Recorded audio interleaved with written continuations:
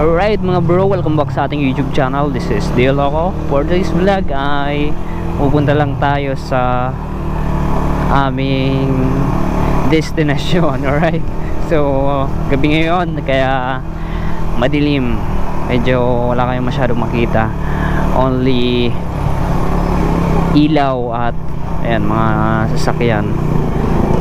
So alright, tagal-tagal tayong hindi nakapag-vlog dahil tinatamad ako at ganito yung problema. Talagang pasira na tong GoPro ko, hindi ko na magamit ng maayos. Gusto ko man mag-vlog pero wala laging napupurnada dahil nagluloko. Ewan ko kung anong problema nito, siguro nag-overheat to, tapos yung battery ayan, pasira na rin, tapos yung memory card ko ayan, parang may problema, may virus, ewan ko ba. So ayan, subukan ko ngayon kung makapag vlog tayo kahit gabi para may content lang tayo. Gusto ko rin mag daily vlog, yung hindi, kahit hindi na motor, kasi nahihirapan ako sa sa pag-record ko kasi pag nagmumotor kailangan talaga ng GoPro, pero pag yan yung ano lang ayan, pwede kahit phone lang. So ayan, miss na miss ko na talaga mag-vlog, gusto ko na mag-vlog. Ayan, yun. Tapos nga pala nawalan kami ng internet nakaraang buwan, wala akong internet, hindi ako makapag-upload. Ayan, sobrang hirap. Kapag data naman magastos at ubos agad yung data ko. Kaya ang nangyari, dahil walang internet sa dati kong ginagamit na internet connection, nagpakabit ako sa bahay. Pero yun nga, di naman nakapag-upload na ng video. Ayan, so subukan natin mag-vlog ngayon. Traffic, malamang mayroon na naman tong huli. Paano kaya natatakot ako sa checkpoint dahil nag-iiwas ako sa checkpoint. Alam nyo na. So itong motor na to hindi pa nakarehistro hanggang ngayon. April ito dapat i-rehistro, pero Mayo na hindi ko pa na-i-rehistro. Traffic na naman, alam ko meron tong huli, hindi ko alam. Traffic pa, kinakabahan ako meron to ha.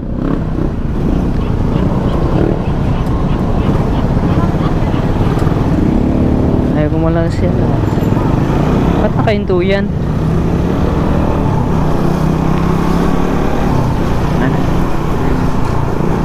Matakot ako mahuli. Nakailang beses na akong daan dyan, buti hindi ako sinisita. Nakakadaan ako. Tingnan natin ngayon.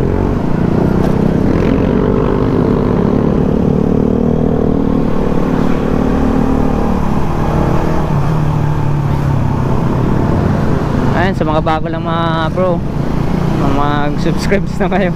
Mag-subscribe na kayo para saka huwag nyong yung ko, yung ads, para may kitain ako. Matagal-tagal na akong hindi nakakasahod dito sa YouTube. Siguro 5 buwan na walang sahod sa YouTube dahil walang upload na video. Pasaurin nyo ako mga bro. Magpaparapol tayo, malapit ng baka may kitain tayo, makapagparapol tayo, kaya don't skip ads. Meron na naman ha. Kailangan pagupit na lang ako, pagupit.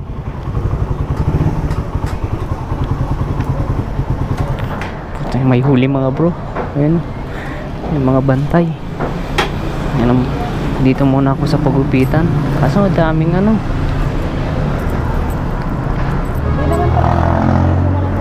Ha?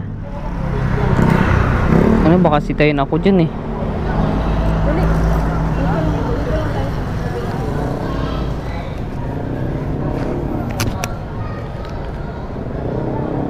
Sitayin tayo dyan eh.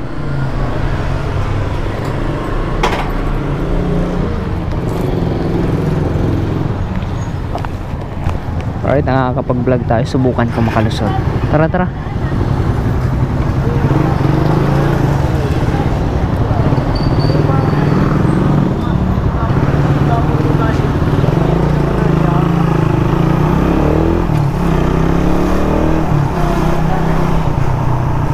Wala naman ah. Niloko mo kami ah. Takot na takot ako. Alam mo nang takot na takot ako ngayon ako sa ano eh. Gagi ka, wala naman palang checkpoint.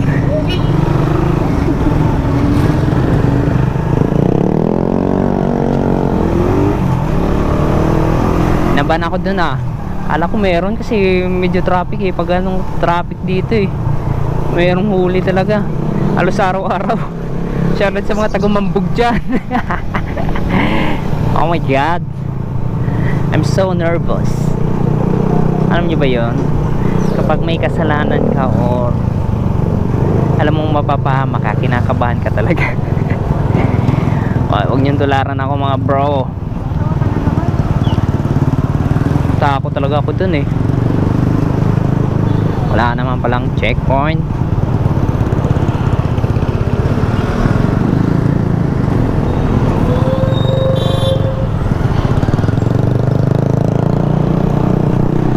Paparehistro ko na nga to eh. Ayusin ko lang yung mga preno nito kasi walang mga brake light to eh. Baka hindi tayo makapasa sa inspection. Siguro Miyerkules to pa ayos. Kahit ako na mag-ayos, kaya ko naman to. Napaka basic lang to mga bro. Alam nyo, pag naka-carb kayo, basta may alam kayo sa pag may mekaniko, madali na lang yan sa inyo mga bro. Pero kung hindi kayo tiwala sa inyong sarili, pagawa nyo na sa iba. Maraming mekaniko dyan mga bro na magagaling. Motor ko nga to, 5 years ko na to, walang problema eh. Basta stock. Hindi ko pa pinabuksan yung makina nito. Wala namang issue eh, ba't mo pabubuksan, di ba? Yung ingay nito na sinasabi, hindi naman maingay. Natural na to sa reader kasi naka overhead camshaft.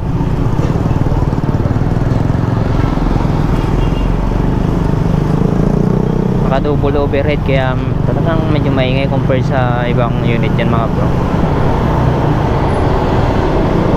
5 years walang bukasan. Diba? Saan ka makakita niyan?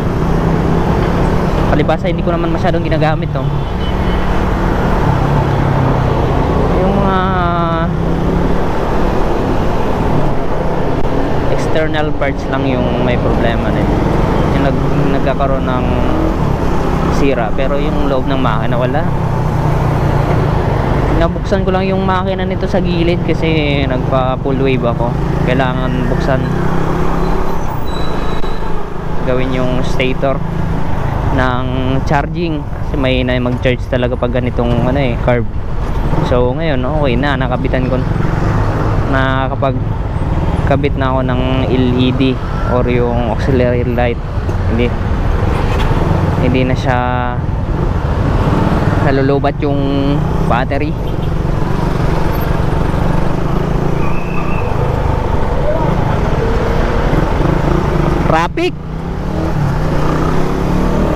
Traffic lagi dito sa Aguinaldo mga bro.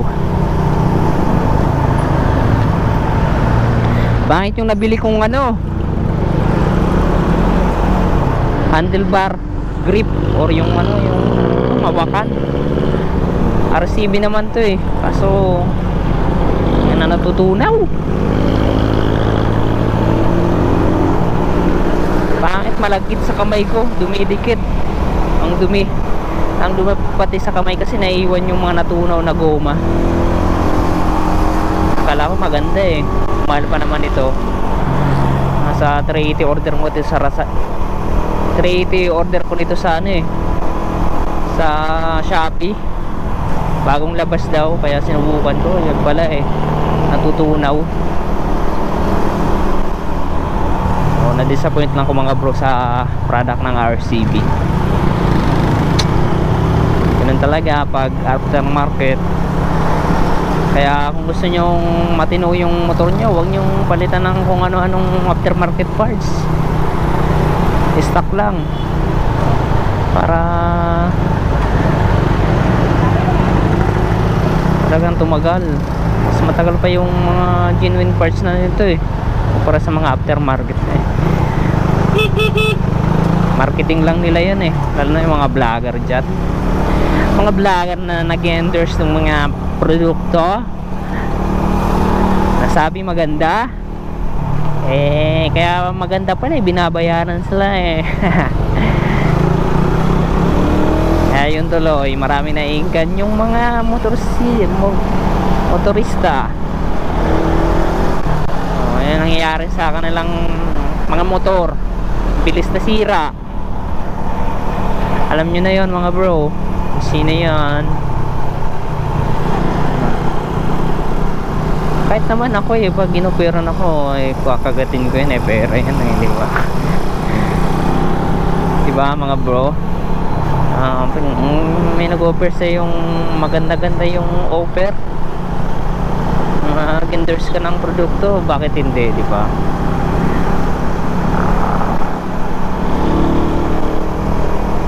Aso nga lang, pabalik din sa'yo yan. Lahat ng pinagagawa mo mga bro, mabuti man masama yan, babalik yan sa'yo. Hindi mo paramdam ngayon, sa mga susunod na taon, susunod sa mga makalipas ng ilang taon, dyan ka na madadali eh.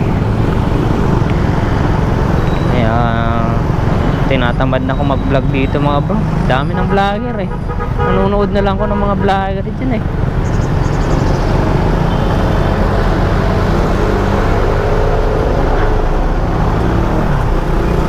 Nanonood na lang ako ng mga vlogger dyan mga bro, isa mag vlog.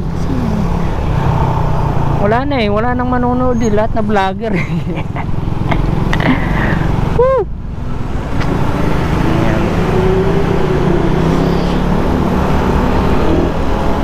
Late na kami sa aming pupuntahan mga bro.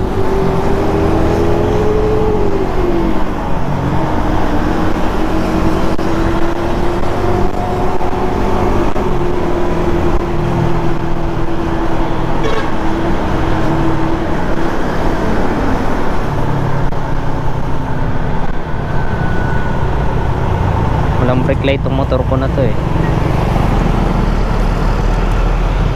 Kaya delikado rin to sa mga nasa likod ko.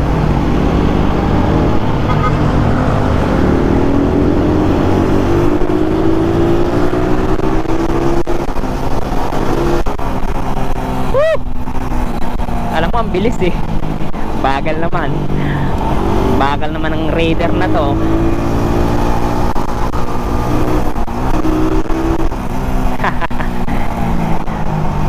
Kaya pag nagkamotor kayo, magdaan-daan kayo mga bro. Mahirap na, lampas na ako, langanin.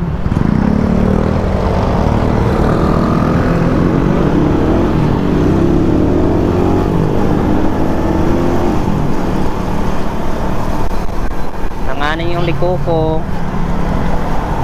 nasobran sa kwento. Kaya kung sakaling mamatay or bigla na lang mawala tong vlog na to mga ay yung video na to mga bro, alam nyo na, nag-aberya na naman tong GoPro na to. Hindi pa ako bawi dito sa investment ko sa GoPro para makapag vlog. Yung sahod ko, ilang beses pa lang ako nakasahod. Di pa bawi itong GoPro na to.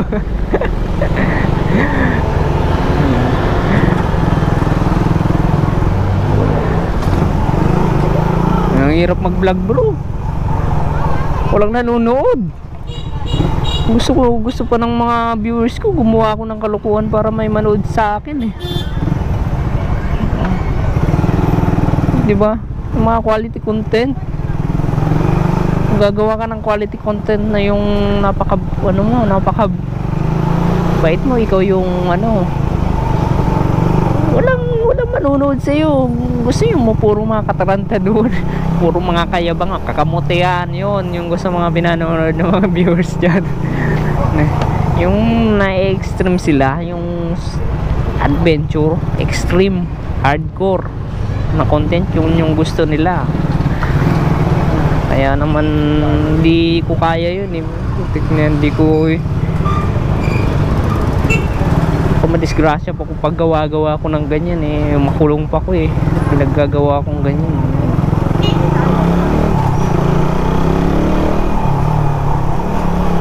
Sabi naman ng iba, kailangan mong mag-risk para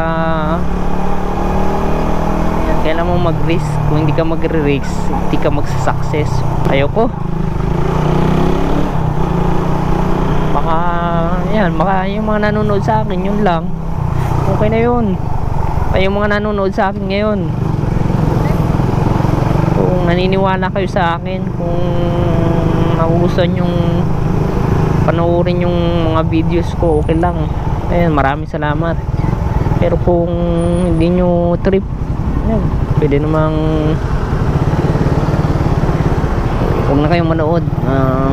Lumipat na kayo ng ibang papanoorin dyan. Mag Netflix na lang kayo mga bro, maganda pa.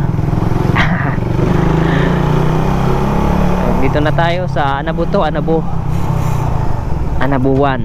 Ayan, ito yung barangay hall ng Anabo 1. Ayan, shoutout sa mga taga Anabo. Sobrang dilim naman dito. Gamitan natin ng maiwagang ilaw. Dami nagre-reklamo sa motor ko.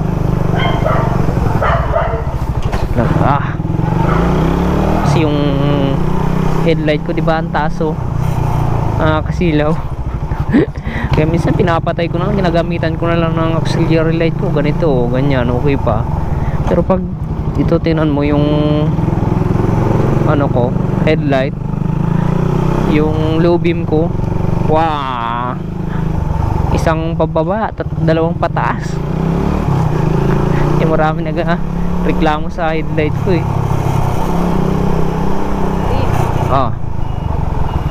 Dami more. Okay, shoutout nga pala sa mga solid subscribers natin dyan. Ayan.